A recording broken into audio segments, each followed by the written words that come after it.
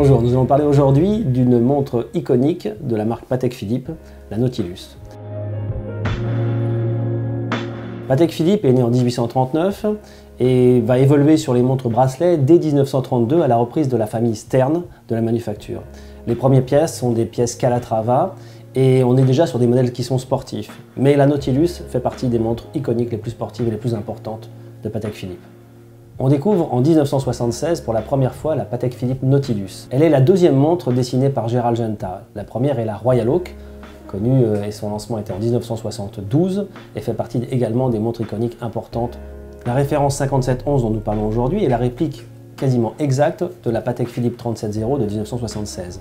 Même diamètre, 40 mm, même largeur qui donne ce côté très sport de 42 mm, et puis un cadran gris bleuté qui est maintenant la signature habituelle de la Nautilus. La seule différence est au niveau du mouvement. Nous sommes cette fois sur le calibre 324 SC et qui apporte une complication supplémentaire par rapport à celui de 1976 qui est la trotteuse centrale que l'on peut voir ici. De plus, la différence est aussi sur le fond de boîte. Sur la nouvelle génération, le fond de boîte est un fond saphir qui permet de voir parfaitement le mouvement. Son rotor en or est non plus le poinçon de Genève, mais le poinçon Patek Philippe. Le bracelet, lui, n'a pas changé. Toujours le même design. Un maillon large mat et puis un maillon brillant qui est sur la partie centrale.